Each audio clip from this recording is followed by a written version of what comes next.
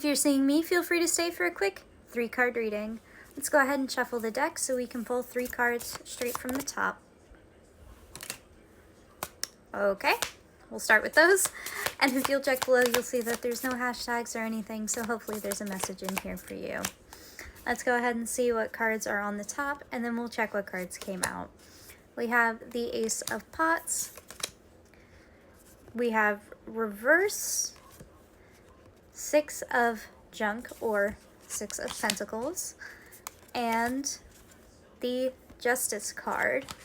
So that's our 3 top cards, and then what came out were also 3 cards, the 10 of Junk, the Moon, and the Hierophant. Okay, so it feels like we have one distinct, very clear, needs to be told message with the cards that jumped out, along with our more subtle energies for the day with the cards that landed on top.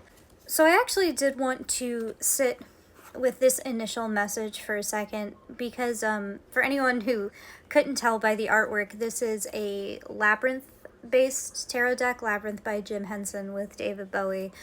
And based off of that, I'm actually getting a little bit different of a message than what I would get if these cards were to come out in, say, like a more traditional style tarot deck. Because we have the 10 of Junk, or what would traditionally be the 10 of Pentacles, which represents, you know, legacies, sort of the fruits of your labor and that sort of thing. And then the Moon and the Hierophant.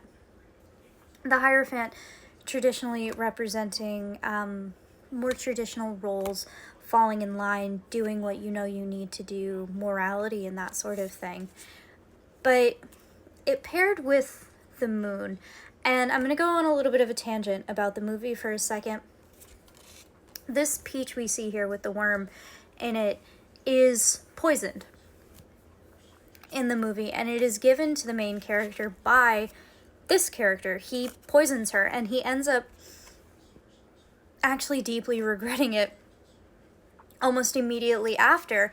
And when you read the guidebook, it says that he is chosen to represent the Hierophant because of his ability to fall in line and do what he's told.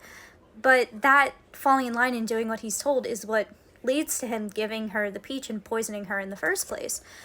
So I feel like there's an underlying message here of complacency with this 10 of Pentacles. It's more about, like, instead of the positive aspects of the Hierophant, it's more of like, are you falling in line and doing what you're told and poisoning the things that could be actually helping you out and helping your growth and helping you achieve the things that you want to do out of, like I said, complacency, out of this fear of losing the things that you've built, out of losing the comfort that you have, especially with this 10 of Pentacles here. And that's backed up even further by the secondary message we have, which is the Ace of Pots, the 6 of Junk in reverse, and then the Justice card. So the Ace of Pots is definitely about emotional new beginnings, being willing to take the leap for emotional new beginnings and that sort of thing, sort of starting to water the plants so that you can grow. And then Justice is about, you know, fair and complete decisions and actions.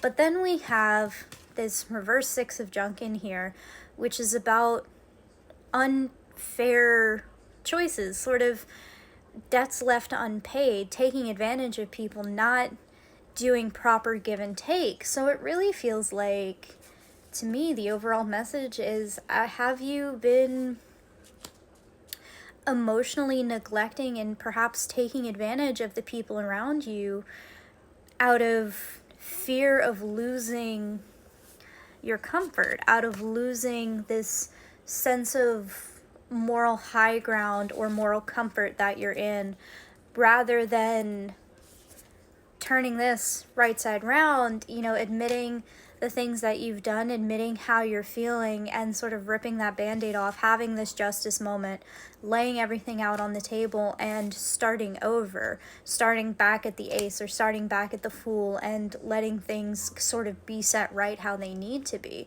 instead of being the Hierophant in the sense that you are doing what you need to do for what is right and wrong. You're being the Hierophant in the sense that you are clinging to morality out of cowardice, is very much what I'm getting. Yeah, you can't do that forever. You really can't. And that's definitely what I'm getting from this, because, you know, Sarah very quickly realizes that the peach is poisoned. She very quickly breaks out of that, and he is given forgiveness. He is granted forgiveness. She understands why he did what he did, and the position that he was in, and the power that the other character held over him to make him do that. But, you know, the first step to that forgiveness was him admitting why he did what he did, where the checks and balances went wrong, and apologizing. And I feel like that is going to be creeping up very, very soon if you are resonating with this message, because this Justice card, this is not something you can run from. And we had 1, 2, 3 major arcana cards, so that is a lot of very big, heavy hitting energy. So strap in, buckle up.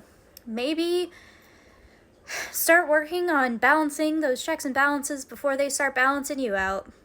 That's the best I can say. If you'd like to book a personal reading with me, they are available. Good luck reading, you guys.